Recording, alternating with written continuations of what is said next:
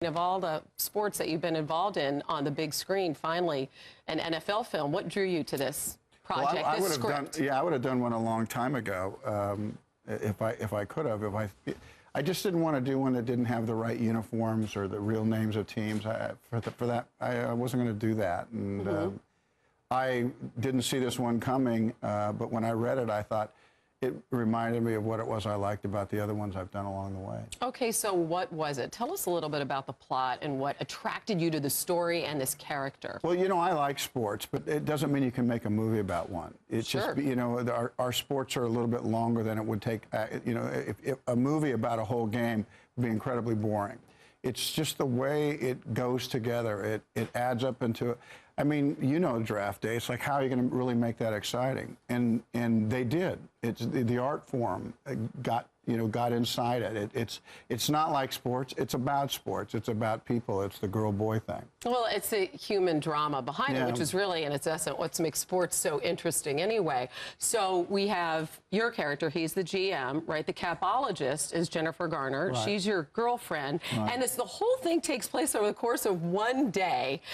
Without giving too much away, what happens and what is your character grappling with there in possession of the #1 pick? Yeah, well, the day starts off, I mean, pretty good. He walks and sees his girlfriend in the shower, so that's good. And after that, it goes downhill. It just does. He looks on the television, and people like you are just bagging on him. Right. And then he gets in the car, and they're bagging on him all the way to work on the radio. He has some big news to handle with his woman, and so, and he actually basically says to her, he says, "Look, could we deal with this tomorrow?" And she says, "No." And you think, wow, nothing's changed for 1,000 years with women. on my most important day, she's just not going to let this go. Right. And so I have no traction. I'm the GM of the Cleveland Browns.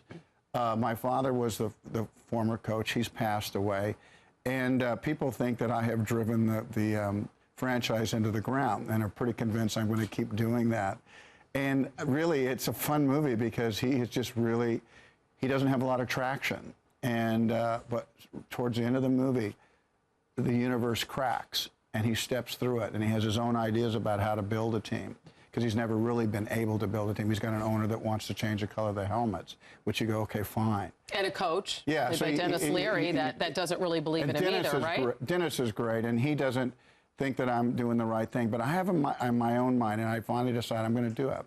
And I'm having it, and it's all veiled with my girlfriend. We're having problems, you know. And she's the capologist. And she's there you go. It's like the perfect storm. But right? something happens, and he steps through, and just like a magical game, it starts to happen, and the hair on the back of your neck starts to go up when you actually, and it's almost kind of, when I read it, I thought, no, this is not going to be possible. It's not going to be able to be exciting, and it was.